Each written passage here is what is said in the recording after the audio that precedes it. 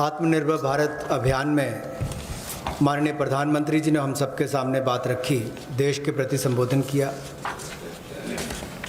उसको देखते हुए हमने पिछले कुछ दिनों में वो कदम उठाए जो रचनात्मक और उपयोगी हों।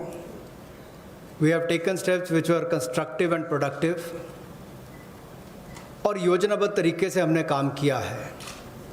We have worked with a targeted approach in the last couple of months.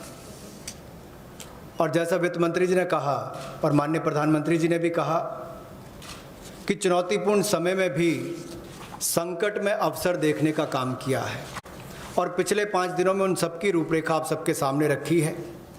आत्मनिर्भर भारत का 20 लाख करोड़ का पैकेज और इसके साथ जो रिफॉर्म्स हम एक बड़ा बदलाव लाने के लिए और संबल प्रदान करने के लिए लाए हैं, वो पिछले कुछ दिनों में उसकी रूपरेखा हमने आपके सामने रखी। इस पैकेज में सभी वर्गों का ध्यान रखने का प्रयास किया गया है, चाहे वो किसान हो, बागवान हो, महिला हो, मजदूर हो, उद्यमी हो, युवा हो, इन सब के लिए ही, व्यापारी कर्मचारी तक के लिए भी उसका इसमें ध्यान रखा गया। और सबसे पहले ध्यान स्वास्थ्य की सुविधाएं देने के लिए प्रधानमंत्री जी ने घोषणा की थी। फिर प्रधानमंत्री गरीब कल्याण पैकेज को हम लेकर आए 1,70,000 करोड़ का, और उसमें भी अगर आप आज तक देखें तो सबसे पहले राशन देने का काम, अनाज देने का काम जो पूरे देश भर की राज्य की सरकारों और यूनियन टेरिटरीज़ के माध्यम से किया, तो 80 करोड़ लोगों को मुफ्त में 5 किलो गेहूं और चावल देने के लिए हमने इस योजना को लेकर आए, और इनके परिवारों को 1-1 किलो दाल देने का काम भी किया, और प्रति व्यक्ति 5-5 किलो गेहूं चावल। इसके अलावा गैस की कमी ना हो, ऐसे 6 करोड़ 81 लाख रसोई गैस के सिलेंडर, और इसमें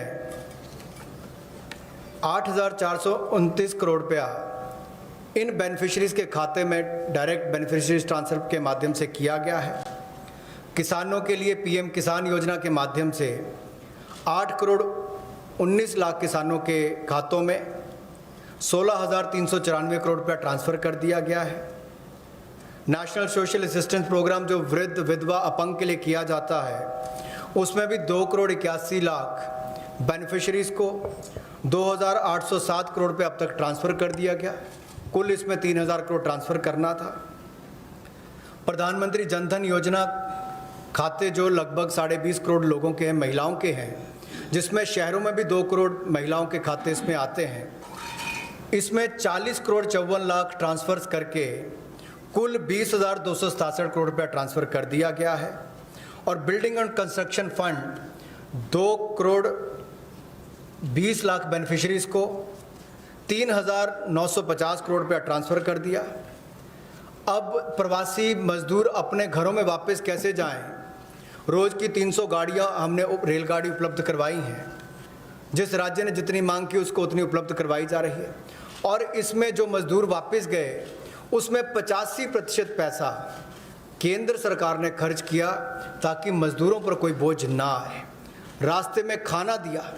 मोदी जी ने जहां एक और राशन देने का काम किया 80 करोड़ लोगों को, वहीं पर रेल की सुविधा भी 85 करोड़ पैसा केंद्र की सरकार ने किया।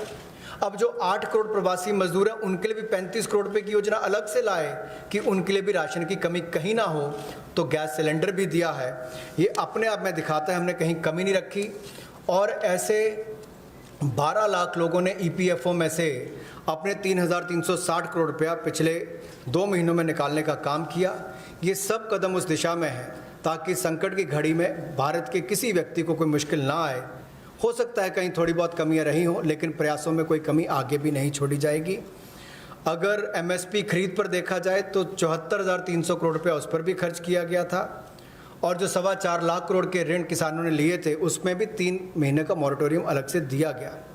86,000 करोड़ रुपये के ऋण किसानों को पिछले 2 महीनों में दिए गए ताकि उनको फसल के समय कोई दिक्कत ना आए, और राज्यों को भी पैसा हज़ारों करोड़ रुपये उपलब्ध कराया ताकि खरीद हो सके।